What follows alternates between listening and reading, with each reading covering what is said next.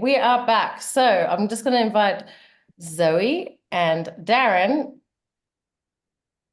into here. Hello. Hello, Zoe. Hi, Darren. How are you? All right, thanks. Yeah. Thank you so much for joining us tonight on Halloween. Hopefully I haven't been taking you away from trick-or-treating. No, it's No? okay. Excellent. I think my landlady is sheltering. I think she's hiding from the trick-or-treaters. So Yeah. When you're in a flat, the block of flats, there's more protection. It's if you're in the house that you'll probably get harassed. Darren is putting his video on too, I think. Hi, good evening. For some reason my camera is showing that it's on, but it's not. Oh, There we here we go. go. Go here. Hello, nice to see Hey, you. how are you doing? Yeah, good. No, thank you so much for joining us tonight on Halloween. So yeah, what we've done so far, I'm not sure if you were watching before, but we've spoken to a few clients and also a panel of other ADCA coaches about kind of their coaching experiences, the challenges that they see and how coaching has helped. But today we've got Darren and Zoe who have engaged in our Triple R, Rise, Reclaim, Receive group coaching. Now, this was a new program, and they're really, it was so helpful actually I don't know if you guys knew, but that was the first time we'd run it, the Rise, Reclaim, Receive.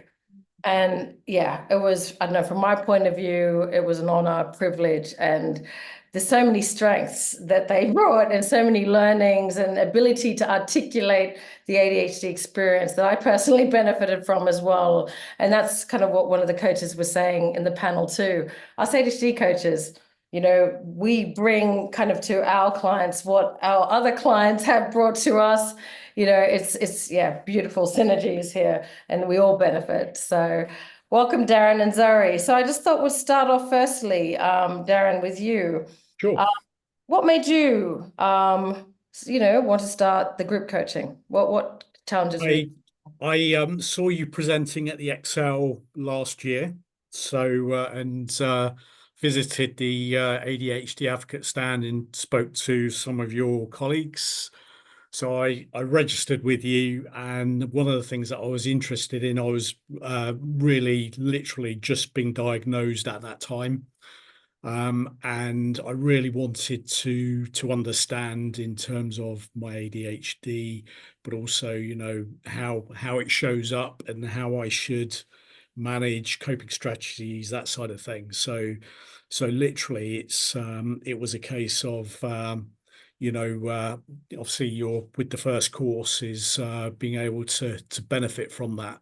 And it's been really good. So and I think one of the big benefits that you touched on is with the group coaching course is that you've got the wealth of knowledge experience across the group. And even after the courses, we finished the course a month or two ago now, but we've got a ADHD, and we've got our own WhatsApp group, so we all keep in contact. We have a connect every couple of weeks, and even during the coaching course, we had things happen, offline, so we were able to support each other. So, that was a really big plus from the group coaching course as well as obviously the great sort of structure in really understanding, in terms of what you're working with, dealing with, but also exploring,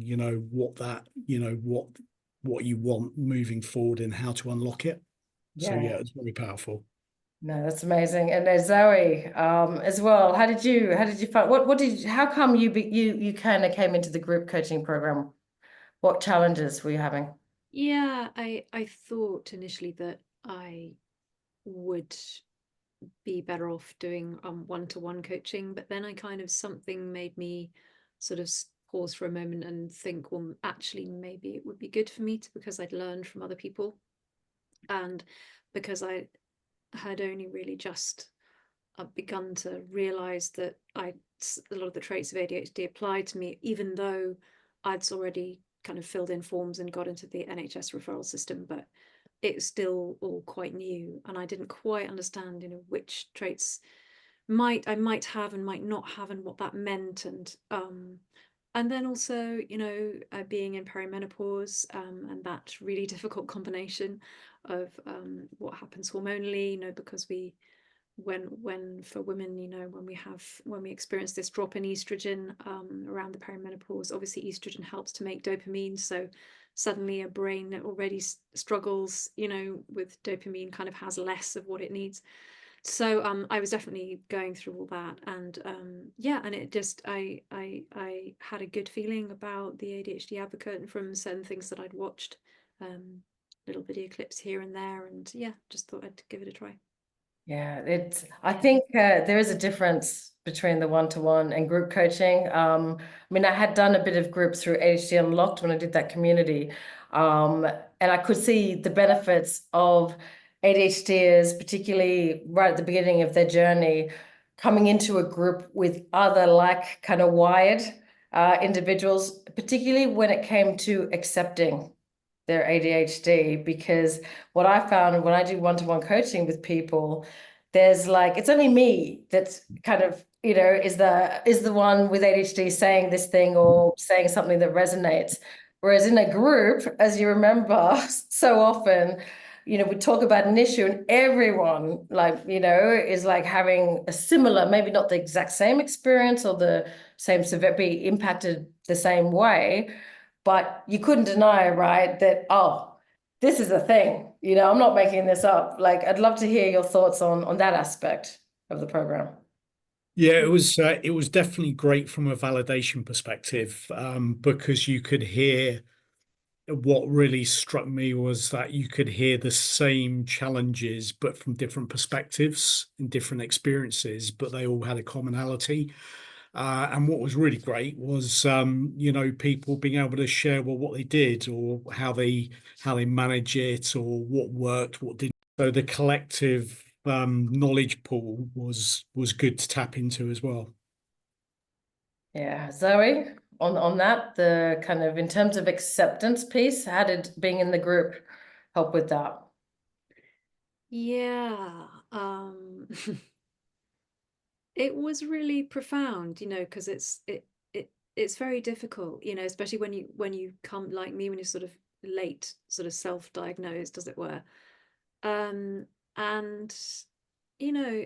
it can be quite difficult to sort of accept things, admit things just to yourself, in some ways, let alone sort of with other people. And if you've had a kind of a lifetime of sort of effectively masking a lot of the difficulties, then there's even greater sort of resistance to to just being open about struggles or just difficulties, or I guess that there are kind of strengths and things as well, but I think that was really powerful for me, just to understand and to see and to feel how everybody was kind of in the same boat, and to have that experience. I think others in the group have shared this too, that it's just an important experience to really be able to kind of say in front of other people that something is difficult, or just name what you're struggling with in a group of people and feel really accepted and understood, because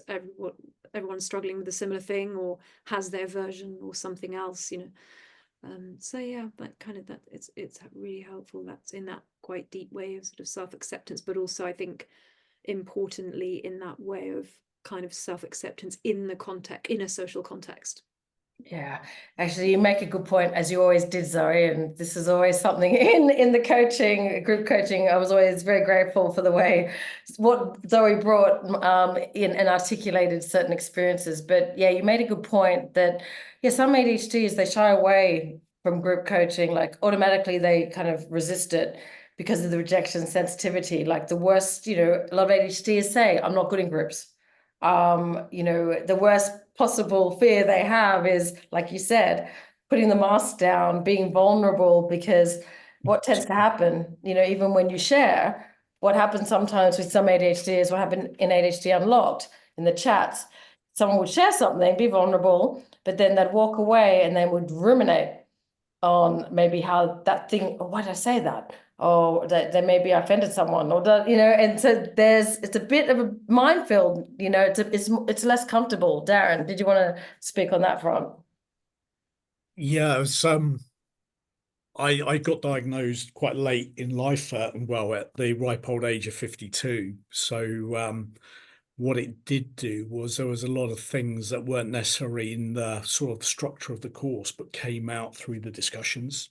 Mm. And it almost helped me to connect the dots and validate why I'd experienced certain things throughout my, going back to school, university, through to my professional life. And I could, it all made sense. So it really helped from that perspective. Yeah, Evan, do you have challenges like in a group, like, because I guess some ADHD is a bit more RSD than others in terms of sharing with others, that vulnerability and ruminating. Would you Yeah, say? I would say I was quite sensitive because I was newly diagnosed and I haven't sort of outed myself in a wider sort of context. And from a professional perspective, and so there's always an element of that in the back of your mind. But I felt reassured that everyone that was on the course were there for the same reason. Everyone had a good intention and a mutual support of each other.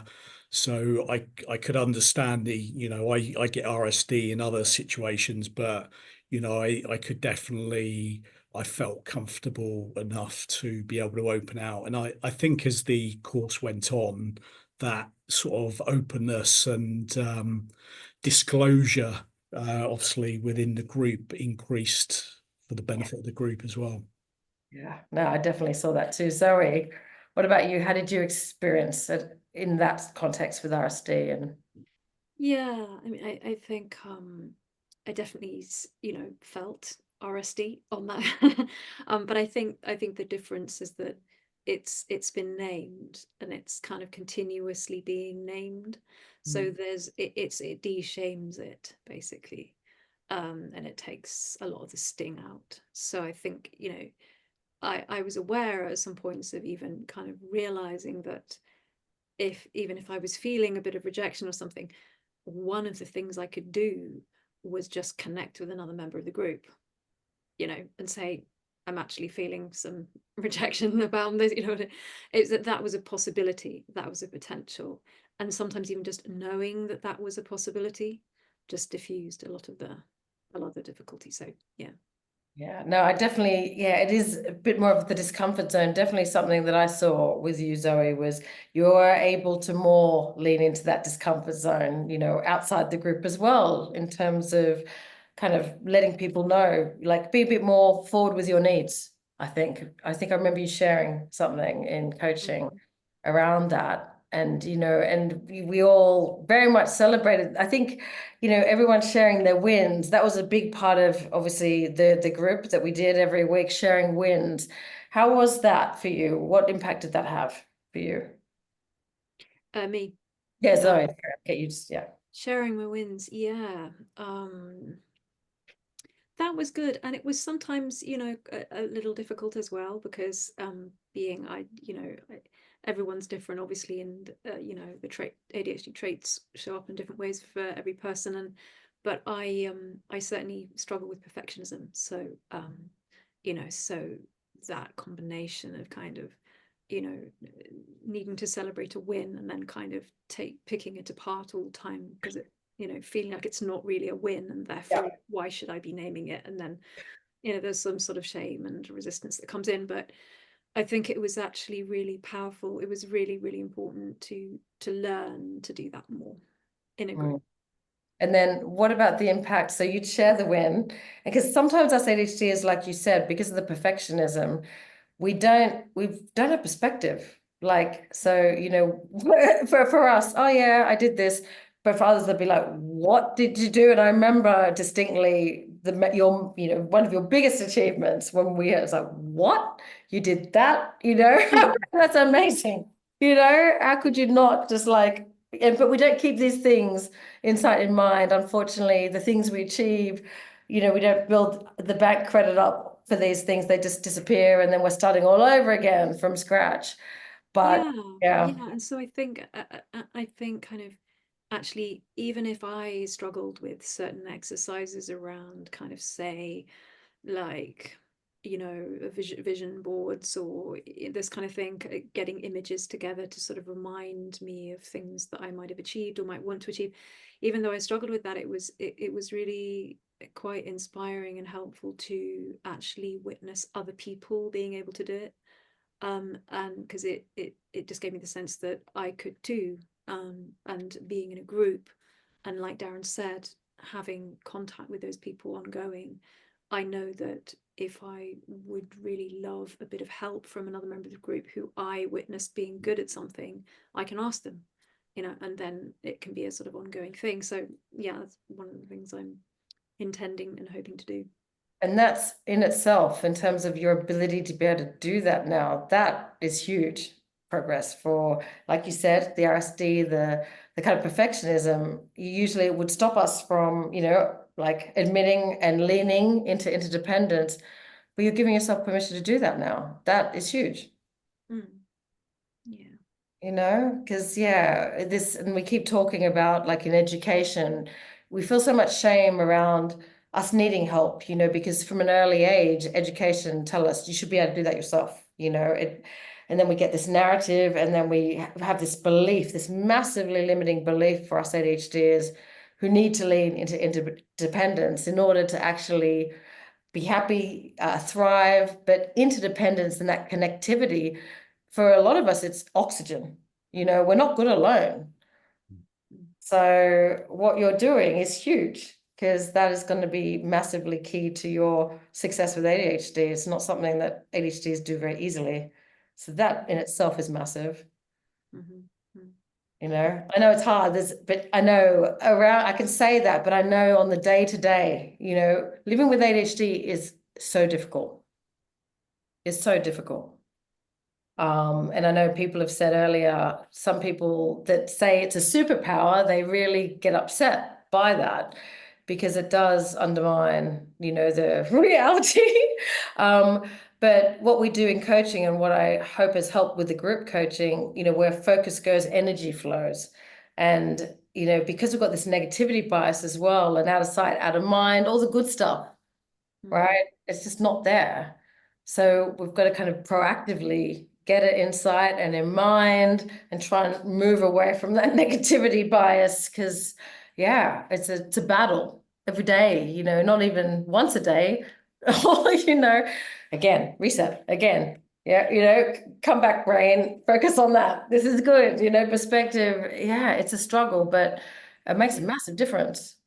Yeah, and I love the fact that one of the things we decided to do, like one of the other participants and I decided to do, and kind of suggest, I think we've suggested it already to the rest of the group as well, is sort of to have a little check-in at the beginning of the kind of catch-up sessions that we will do, and as part of that, to name a win, to celebrate a win, as well as something we're struggling with. So it's kind of quite nice to have that, as a potential sort of practice, practicing doing that, rehearsing. Yeah. And Darren, it's so true. Darren, did you want to talk about that aspect as well, the wins? Yeah, it was good, because you do take for granted, you almost like don't your strengths, or your wins are, you just sort of very quickly move on, and you just think, well, everyone does that, but the reality is not everyone does. And in some of your strengths and some of your achievements, other people would probably really welcome the opportunity. So, but it's very quick when you've got that negativity bias, that you soon forget that. And so it was good to from a group perspective, to be sharing the wins, but also to discuss the points of it and reinforcing them. And because the negativity bias is quite a significant one within ADHD. So it's good to reinforce the positivity as well, which there's a lot of positivity associated with ADHD as well. Yeah.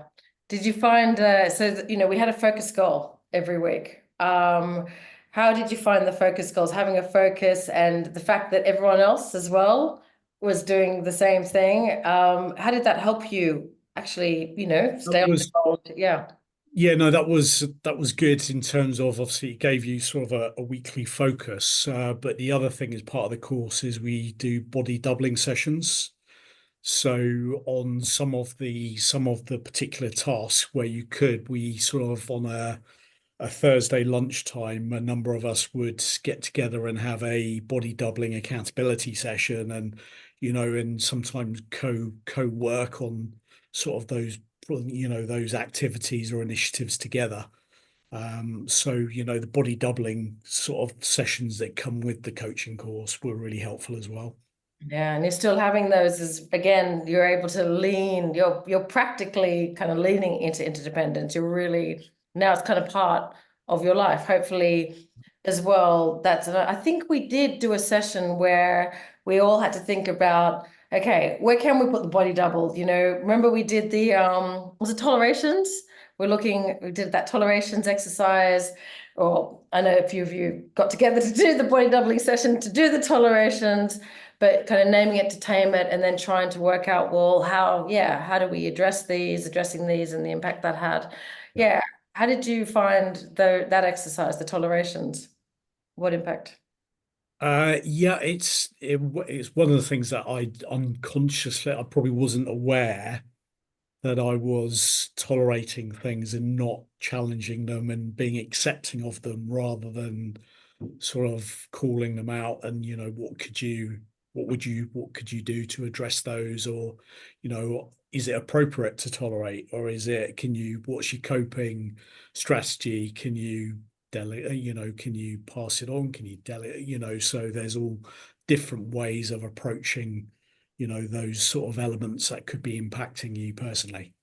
Yeah, because I think one of the big things, I remember this session very well, where we talked about how a lot of us, because of our ADHD, because of the negative messaging, our self-esteem, the low self-worth, we adopt a I'm fine, everything, and anything that comes at us, okay, that's, I'll just keep going.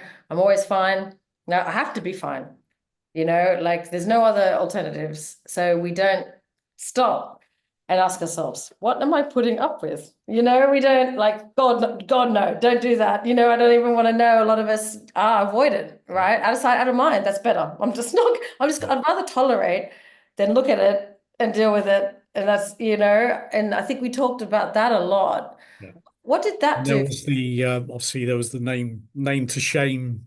I name the shame exercise. Yeah. Yeah. So and that was good because it sort of really made you sort of front into it and focus on it and really get your head around it, whereas you probably been skirting around it and not really taking it on board fully.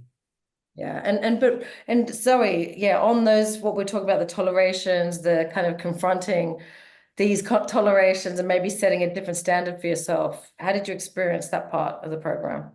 Yeah, good, really good. I mean, I've still got, the spreadsheet of my tolerations, and I'm still kind of working through it slowly. So Oh, you will. it's like a sort of ongoing thing, but I think it's a hugely important piece to to be able to get your head around with people, and even just sort of tackling one thing, in a group of people and feeling some accountability around that is really important.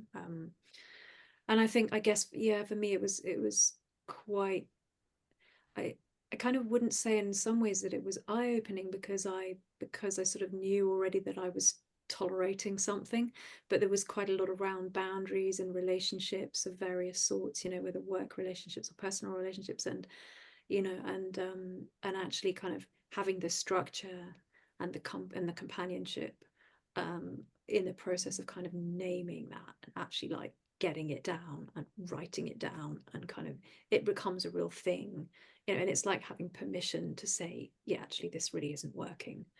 and then sort of permission and support to kind of go through the process of like tackling it. Yeah. So, and obviously, you know, things like relationship boundaries and stuff, it's like an ongoing thing, but it's, you know, you can never in a way have enough of sort of helping yourself to exercise that muscle and for it to get stronger, and yeah, apply to other things. So Yeah, because it's not easy, is it? It's really not easy for us to expect more, and to set those boundaries consistently, because that RSD is really strong in the moment. But hopefully, yeah, you are flexing that muscle. You're still talking together and actively, I hope, holding yourselves to that standard. And could I ask, so finally, and so generally overall, what did the program, you know, what did you achieve overall from the program? What difference did it make? Do you want to go first, Zoe? you go, Darren. I just spoke and you go. Unless you want me to go. No, I'm fine. So for me, I think as well as sort of really understanding ADHD, you know, in terms of part of the program about the rise is understanding it. But also there was a lot of focus around knowing who you are. So we did some work on character strengths, you know, what our values are, how that all pulled together, and looking at, you know, what was our heartfelt vision, what did we want to achieve long term, you know, and pulling all those elements together. So your strengths, your values, you know, your vision of what success looks like or what you want. And it's sort of it was really empowering to give you that sort of structure to be able to pull it all together, to give you the confidence to, one, advocate for yourself and articulate your challenges and when you need help, through to, you know, for me, it's made me think about, you know, career changes, opportunities. So yeah, it's been sort of a light bulb moment for me in terms of what it's opened up another era of thinking that I didn't previously have before regarding my ADHD. I was thinking of it more as a limitation rather than an enabler and an empowerment to go on to better things. Amazing. No, that's pretty good. Yeah. And I guess, and you've got the group, you know, again, because it doesn't stop there. All of this, right? It's you know, we got to work at this. It's and you know, that's why it's good that you guys are continuing. You've got each other, you can hold each other to account, you can remind each other, you know, the standard that you're trying to set, what you're aspiring for. And I think that's, you know, staying together, coming to the body doubling, because you still get to use the body double sessions as well. As a client of Advocate, you know, we very much, once you're a client, you're part of the family. Like that's how we approach it. And I love that you guys have created your own, you know, you continued your mini family within that. I mean, that's for me, in terms of success of this program, the fact that you guys are still together and still encourage, I mean, that's for me, I can't get better than that. So like you guys have absolutely smashed it, right? Because going forward, this is what we need, you know, don't be alone. Like lean into each other, encourage each other, yeah, connect. That is going to get you through. So you guys have killed it. So I thank you for being my first cohort on this Rise, Reclaim, Receive program, because yeah, I think others will have a lot to live up to in terms of what you guys have achieved and how cohesive you are. So thank you for the experience. Yeah, Zoe, for you as well. What difference has it made for you? yeah, I think the biggest thing really is that thing that we were touching on before about you know, breaking free in some ways of like quite a strong kind of loneliness, a sort of a bit of a sense of isolation around, you know, your experience with the traits that you know, as they show up in you. And I think, yeah, just having that sense of companionship, and that's really huge, just that on its own, you know, because it just slowly unlocks something, and that kind of slowly keeps on unfolding and kind of affecting, just moving into lots of different areas of life. So I think for me, yeah, there's something about that permission, the de-shaming, and the kind of sharing in a group, and self-acceptance as gradually peeling off the layers, and then kind of that opening up the possibility of more kindness to myself, just more compassion for myself around things. Yeah, I think, it's like I was saying with the vision board, and Darren mentioned the goal setting and things, and that's something that I really struggled with, and I think that for me that's something that one-to-one coaching is better suited for, just probably for my kind of the stage I'm at and where I'm at.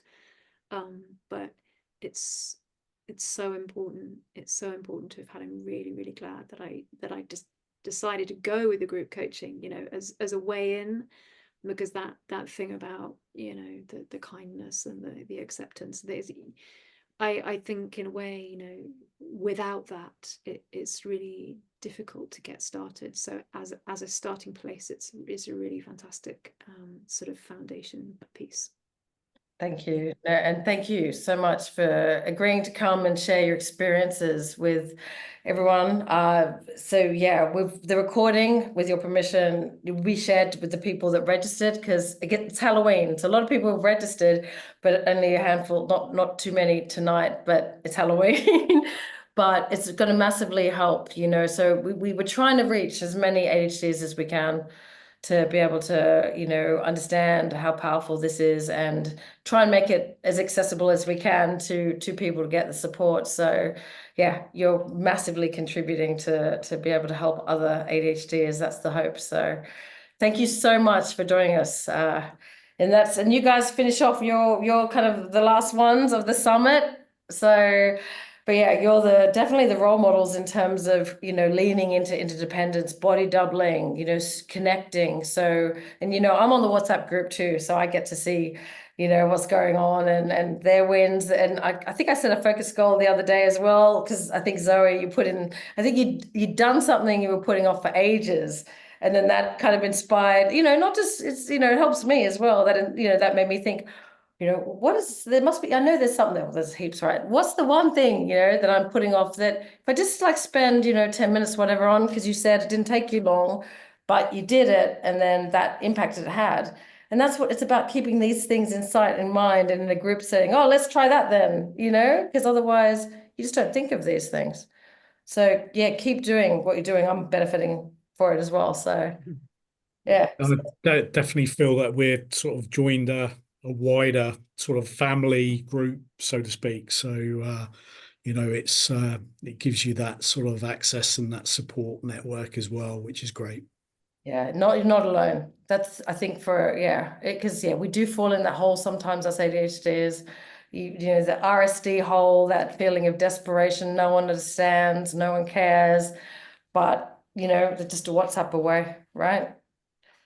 So yeah, keep leaning in. Okay, well, that marks the end. Thank you guys for celebrating the summit and ending it for us. So thank you for joining us, everyone. And yes, we'll have the recording. Get in touch if you want support, and spread the word. Spread the word so people understand and get the support that they need. Thanks, guys. Happy Halloween. Go get some treats. And good luck with the trick-or-treaters. Thank you. Thank you, guys. Bye. Bye.